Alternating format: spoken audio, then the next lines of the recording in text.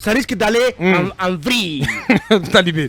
Allez, nous partons du côté de Paris, d'où nous avons en direct Monsieur Jean-Paul Coté-Benduno. Il est juriste constitutionnaliste. Bonjour, Monsieur Coté-Benduno.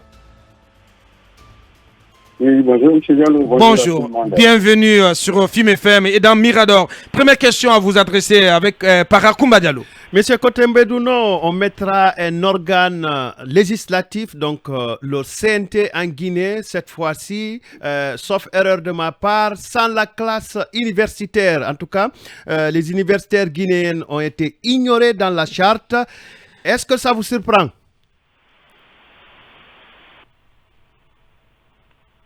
Non, ça ne me surprend pas.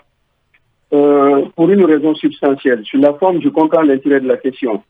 Au plan substantiel, ça ne me surprend pas puisque les dispositions pertinentes de la charte consacrent ce qu'ils ont qualifié de personnes ressources. Je suppose qu'en considérant, bien sûr, sauf si je me trompe, l'intérêt de votre question, la notion de personnes ressources n'est pas exclusive justement du sens du choix éventuel des universitaires. Bien.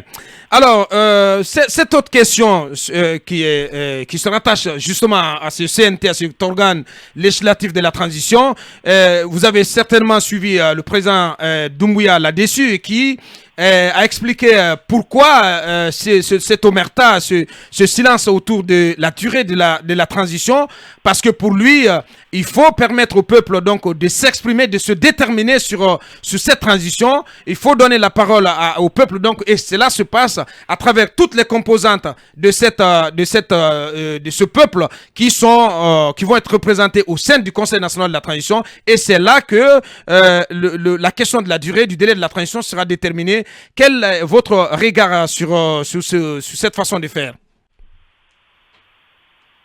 Je pense que le constat des partis politiques et des autres commentateurs, bien sûr, qui soutiennent la thèse de la méfiance est un constat absolument pertinent. D'abord parce que je considère justement que finalement, lorsqu'on suit leur discours, ils considèrent effectivement que renvoyer la question de la détermination de la durée au CNT, d'une certaine façon, donner au CNT la responsabilité d'être juge en sa propre cause, étant entendu les privilèges qui sont alloués aux membres du CNT, qu'à ce titre, Ham serait tenté justement plutôt pour une durée longue pour les partis politiques, on le sait inversement, serait tenté, n'est-ce pas, de choisir une durée brève. Cela dit, le renvoi de la question de la durée de la transition au CNT, pour ma part, rappelle un ensemble de considérations. D'abord, on peut considérer peut-être que bénéficie d'une légitimité procédant de sa configuration, de ses fonctions substantiellement parlementaires. À ce titre, on peut exprimer peut-être, je dis bien on peut, plus qu'on doit, que le CNRD n'est pas moins crédible que le président du CNRD, lorsqu'on considère bien sûr la nature de la désignation ou de l'auto-investiture. Donc, je ne suis pas sûr que le CNRD soit moins légitime que le président du CNRD. Je ne suis pas non plus sûr que le CNT soit moins crédible que les partis politiques, n'est-ce pas, en termes de détermination de la durée de la transition, étant entendu, d'une part, que le président du CNRD pourrait être tenté de définir une date qu'on considérerait peut-être anormalement longue, pour les partis politiques, justement, pourraient être tentés de définir une durée anormalement courte, n'est-ce pas, pour des raisons divergentes, connaissez, pour des intérêts divergents.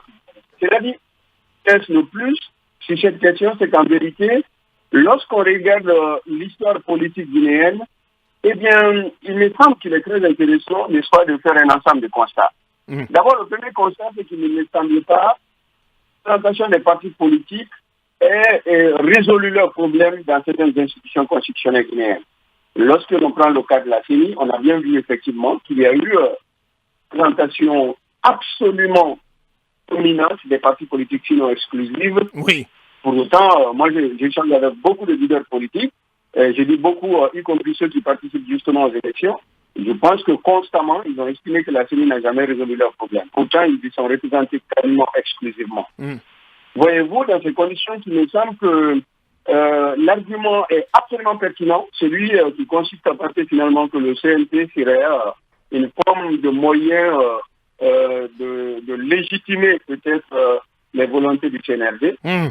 On pourrait faire le même procès aux partis politiques qui seraient tentés justement de définir un délai bref, n'est-ce pas, pour des raisons que vous connaissez. Je n'ai pas dit qu'elles sont illégitimes. Et le président du CNRD, peut-être que lui aussi serait tenté justement de définir un délai qui serait normalement long, justement à l'exercice du pouvoir. Ouais. Mais justement, le nœud gordien de cette question, c'est justement la question de la représentativité au sein de ce Parlement de transition où une question majeure, comme le délai de celle-ci, va être tranché. Les partis politiques, ce que j'ai envie de dire, ce qui explique les pas lents et hésitants de la classe politique à aller dans ce CNT avec ces 15 représentants, c'est justement le fait que ils ne se sentent pas, donc ils ne se sentiraient pas à même de peser sur les débats et de pouvoir faire en sorte qu'avec leurs 15 représentants, qu'ils puissent donc inverser le cours des débats. C'est là-dessus que ça se joue, M. Côté-Benoît. J'imagine que vous m'avez bien compris, bien saisi là-dessus. Oui, absolument, je vous ai bien compris. Cela dit, je pense qu'il y a un souci méthodologique dans l'argumentaire des partis politiques que moi j'accompagne là maintenant quasiment. Je pense que pour ceux qui me suivent et qui me connaissent, de l'UFDG jusqu'au bloc libéral en passant par l'UFR et autres, j'ai eu des contacts et des travaux avec... je pense que moins quand même pour l'UFR, avec beaucoup de partis politiques sur des questions substantielles et techniques. Moi, je pense qu'il y a une erreur méthodologique. D'abord parce qu'en vérité, j'ai l'impression que le réquisitoire des partis politiques repose sur un critère qui me semble assez étrange. En gros, ils calculent le nombre de représentants au regard du nombre de partis politiques agréés, là où ils auraient peut-être pu justement calculer le nombre de représentants des partis politiques, d'une part du nombre de membres du CNT et d'autre part au regard de la configuration générale de l'État, du point de vue des organes qui ont été désignés. Voyez-vous que si on regarde bien la charte, eh bien, je ne suis pas sûr. On voit par exemple que les représentants des partis politiques, suivant bien sûr les dispositions que vous connaissez de l'article 60 de la charte, et donc après les partis politiques ont absolument aucune autre entité dont la représentation atteint les 15. Et à ce titre, peut-être que le réquisitoire repose plutôt sur le rapport entre le nombre général des partis politiques et les 15, alors bien sûr qu'on pourrait justement aller sur une dimension différente, celle qui consiste à regarder le nombre de partis, de représentants des partis politiques au regard justement du nombre de membres du CNT. Sur ce point, en faisant attention parce que l'intérêt de la précision n'est pas de banaliser justement le problème effectif que posent les partis politiques, puisque pour ma part, ce sont des acteurs éminemment importants dans cette transition. Ce que je veux dire, c'est qu'en vérité, plutôt que de jouer sur le nombre de représentants des partis politiques, il me semble que ces partis devraient plutôt jouer justement sur un chiffre et la représentativité en termes de consistance et de pertinence de leurs représentants au sein de ces institutions, parce qu'au final, même lorsqu'on a 5 personnes dans une telle institution, un de celles-ci peuvent être plus pertinentes. D'ailleurs, pour le savoir, M. Diallo... Et il réclame plutôt une minorité de blocage, quand même, M. Côté-Benoît. Oui, une minorité de blocage, justement, lorsqu'on passe sur ce terrain, peut-être que dans ces conditions, voyez-vous, on se retrouve dans un débat manichéen. N'oublions pas que nous n'avons pas une transition qui oppose au CNRD et partis politiques. Puisque pour l'instant, moi, depuis le début de cette transition, j'invite plutôt à une forme de transition de confiance mutuelle, mais avec une vigilance citoyenne. Je suppose que je suis conforté parce que je vous ai entendu. Je ne suis pas sûr que le problème se présente en termes manichéens, CNRD versus partis politiques, pour une raison simple. Si le CNP est une institution parlementaire, c'est une institution parlementaire de crise. Et elle n'est une institution parlementaire que substantiellement, c'est-à-dire en raison de ses missions constitutionnelles. Voyez-vous? Donc ce n'est pas une institution parlementaire au sens organique et classique dominée par les partis politiques. Et à ce titre, il me semble que le plus intéressant pour ma part, les partis politiques doivent plutôt revendiquer rencontres continuelles, y compris mensuelles ou semestrielles ou trimestrielles, les organes de la transition, avec les autres organes de la transition, pour inviter justement ces derniers à prendre en compte leurs préoccupations quotidiennes, parallèlement bien sûr à leur représentation au sein de l'institution parlementaire. Parce qu'au final, réclamer la minorité de blocage deviendrait justement pour ma part comme si c'était in fine CNRD versus parti politique. Or, je ne suis pas sûr que vous croyez en cette hypothèse. Bien, allez-y, Mamadouri. Cher Conte Bendouno, je constate que vous faites une lecture correcte, juridiquement correcte, je veux dire, de la situation, toute normale. Maintenant, derrière, il y a différentes lectures. On voit dans les démarches du CNRD un stratagème qui constituerait justement, en se basant sur la loi du nombre, à ce CNT de faire passer tous ces desiderata, ce qui fait que il renverrait, je parle du CNRD, toutes les questions majeures justement à ce CNT-là, en parlant de la durée de la transition, la question de la Constitution et ce qui va être là-dedans, et bien d'autres questions qui mériteraient que la voix du peuple se prononce. Et voilà pourquoi nous titrons cette partie le trop plein de missions. Alors, puisque cette opposition, parce que vous avez parlé d'une minorité efficace, même si elle y envoyait que des experts qui aient des points de vue pertinents, et qu'en fin de compte, ces points de vue-là ne passent pas parce qu'ils sont en minorité, qui ne peuvent pas du tout changer quelque chose dans le mécanisme de vote des lois ou des décisions. Est-ce qu'en ce moment, il n'y a pas de problème?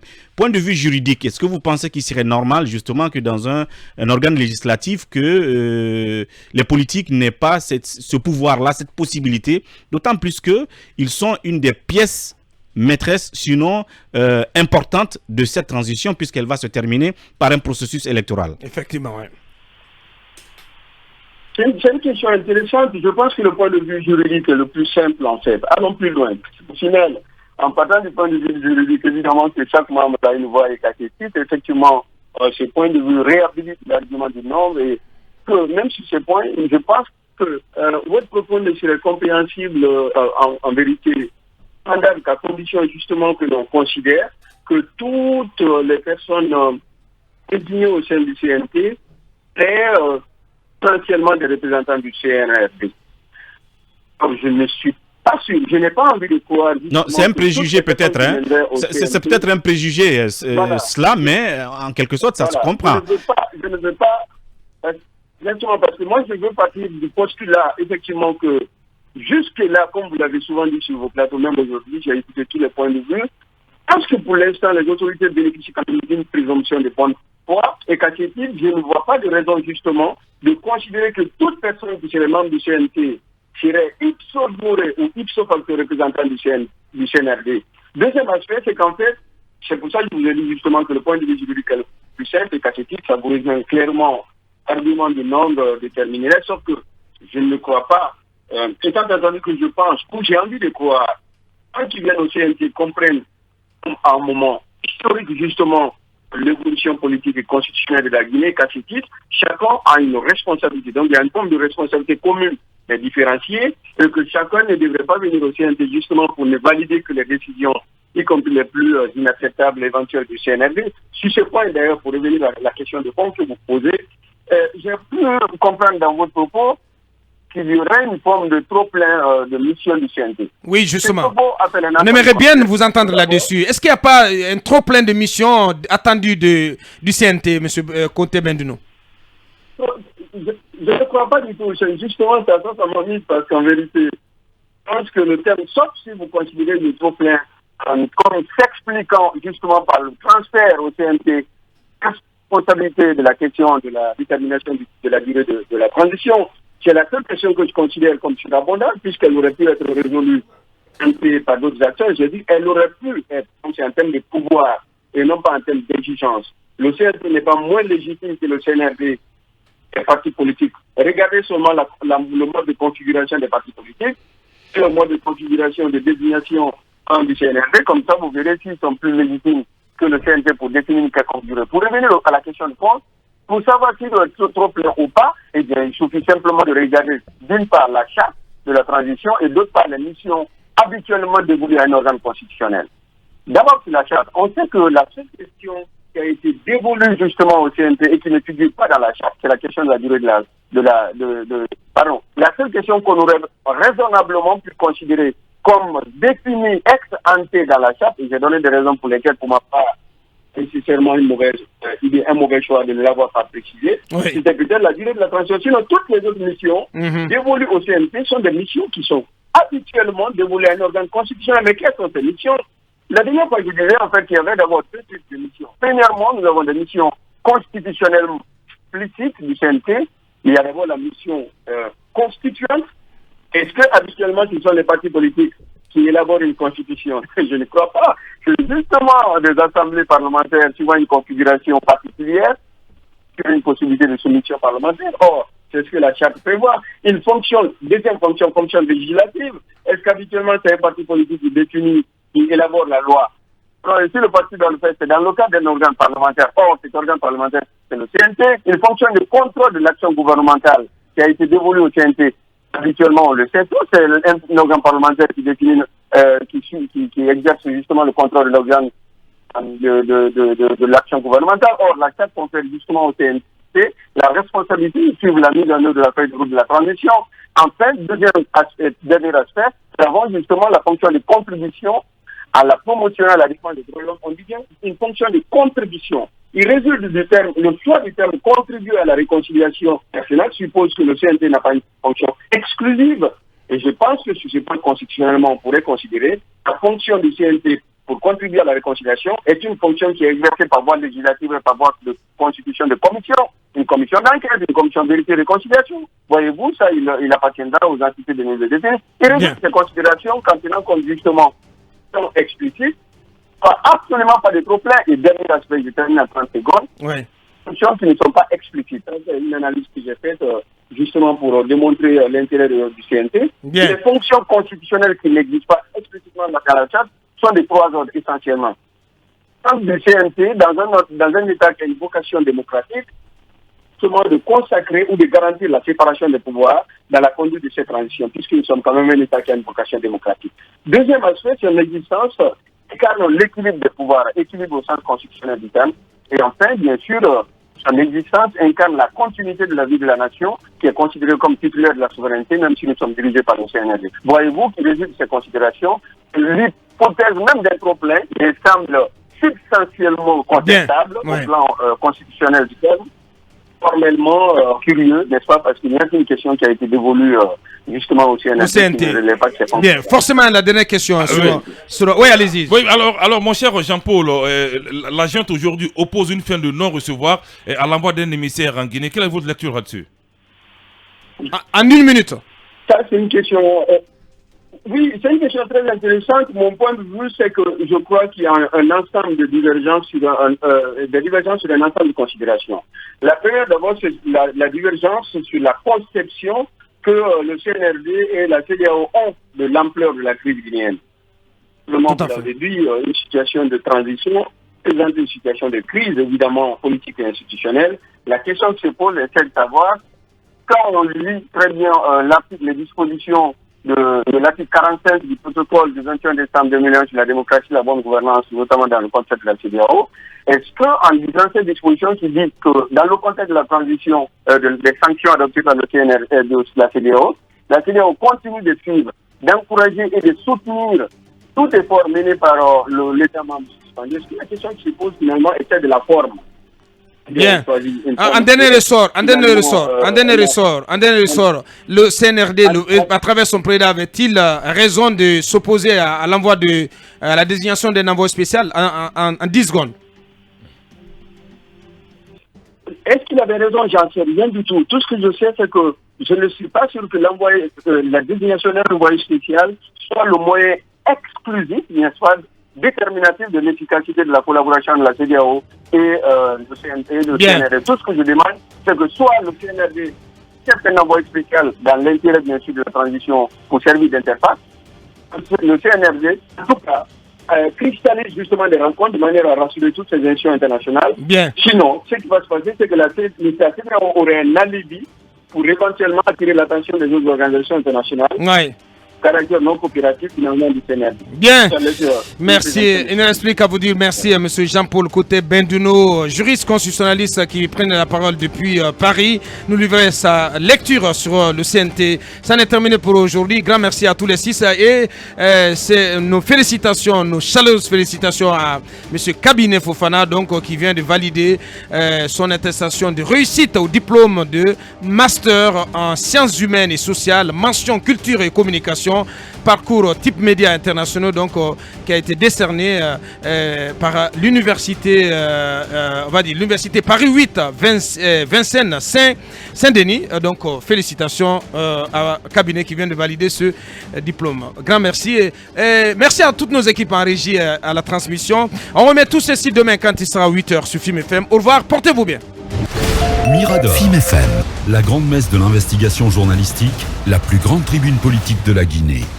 Avec Aboubacar Diallo, Talibé Bari, Mohamed Mara, Mamadou Uri Diallo, Akoumba Diallo, Cabinet Fofana, Mamadou Diambaldé.